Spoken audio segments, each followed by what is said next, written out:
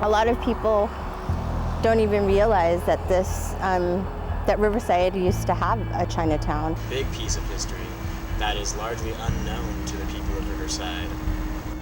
There isn't any recognition for the contribution of the Chinese people to Riverside. It's destroying essentially the historical evidence. It's a form of cultural genocide, what they're doing. Riverside can go ahead and celebrate its history and its heritage and make it an integral part of the future of the city, or it could just let it die.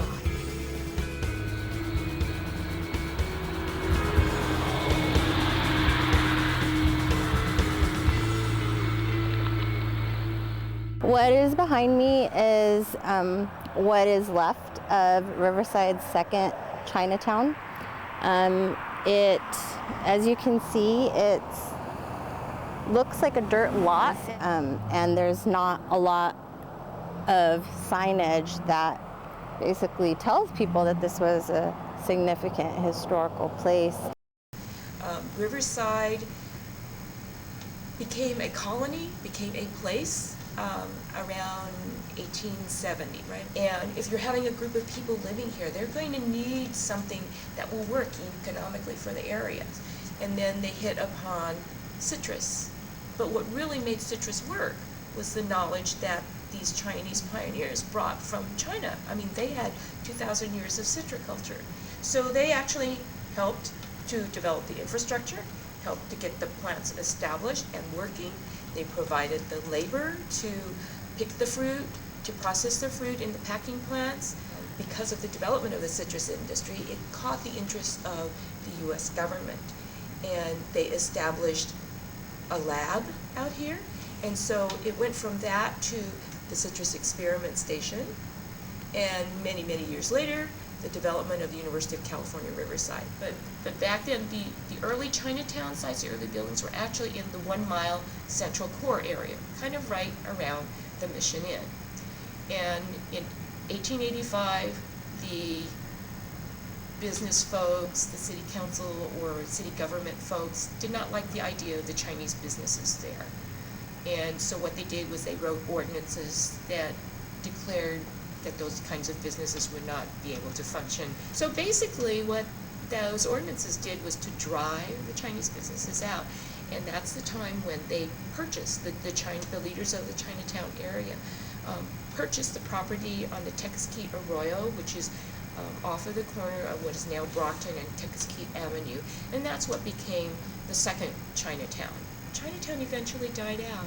George was the last person alive. He was able to get deeds to part of Chinatown, and he purchased parts of Chinatown. You know, after George passed away,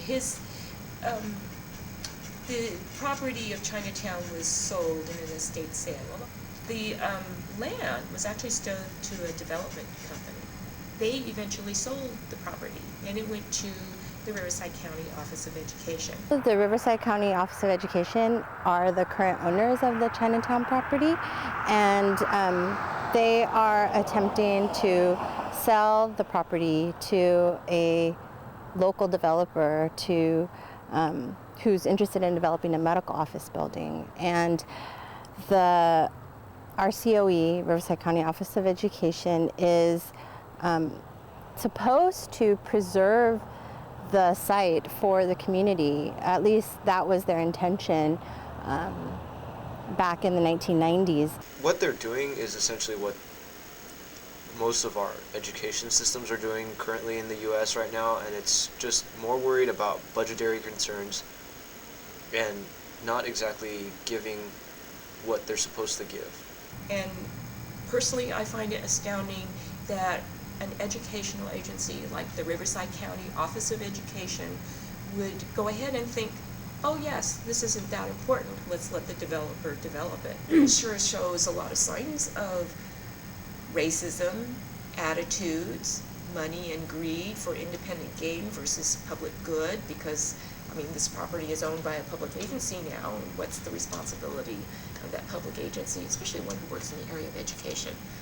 With their history of votes in terms of Chinatown that have really made me lose faith in them, I don't think that their living up to their main goals. But I think destroying this just for another medical building, I think they're building over it, is just kind of, it's just a way to profit more. I think that of all the places they're putting it on, they're putting on Chinatown. I mean, come on, like it doesn't take a rocket scientist to see that that's just wrong. The Save Our Chinatown Committee is a grassroots organization that was formed in 2008, and we got together primarily to work on preserving the site of Riverside's historic Chinatown. I guess the immediate reason why we formed was to raise awareness about the threat to the site. At the time, the city had just approved a development proposal that would destroy the archaeological remains that are here. And so one of our immediate steps was to file a lawsuit against the city of Riverside and the current owner of the property, which is the Riverside County Office of Education.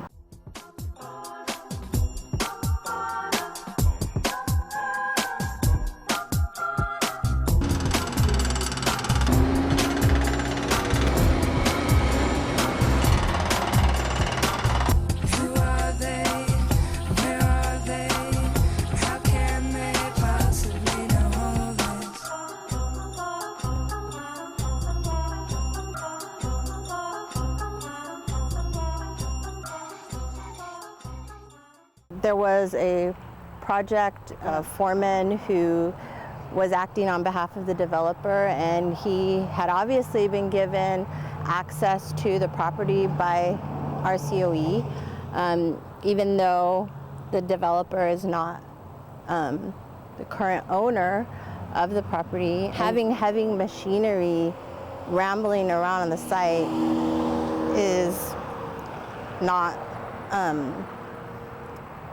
in the interest of preservation. And so we immediately called as many people that we could to come down, and we videotaped a lot of the activity, which we later were able to use in our court case to win a restraining order that prevented any future activity on the site until our court case kind of ran its course. And that's part of the reason why our committee has been raising awareness about preserving the site and preserving local Chinese American history. It makes it easier for a political issue like this to actually garner public attention from more specifically from the student body. I asked somebody who I heard mention something about it, and they got me in touch with Chardae Troy so I could come out to some Riverside Chinatown events. And what had happened was I just wanted to do anything that I could to help. So what their main concern was community awareness and organization. Mighty, mighty students, mighty, mighty students. Everywhere we go, people wanna know, people wanna know.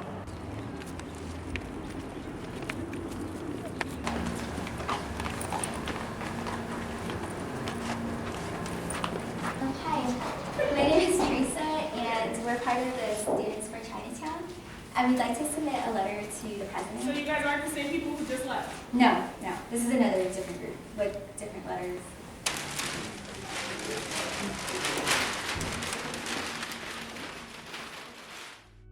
I believe Students for Chinatown is a very grassroots organization that one of its main goals is to preserve the archaeologically rich site of Chinatown, but it's not limited to that. It's broader in a sense that Students for Chinatown is really trying to have Chinatown preserved in more ways than one, and kind of like expanding the appreciation of Chinatown and its history and cultural background and everything.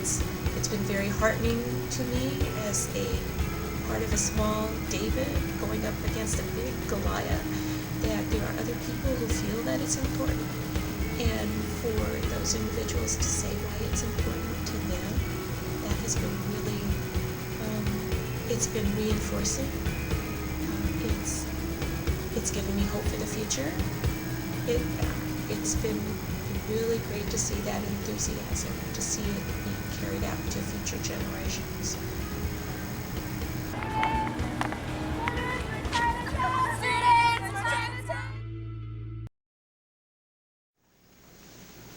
First, thank you for allowing me to speak this morning. I couldn't be here right at 9 o'clock because I'm a professor at UCR and I was teaching my Introduction to Archaeology course.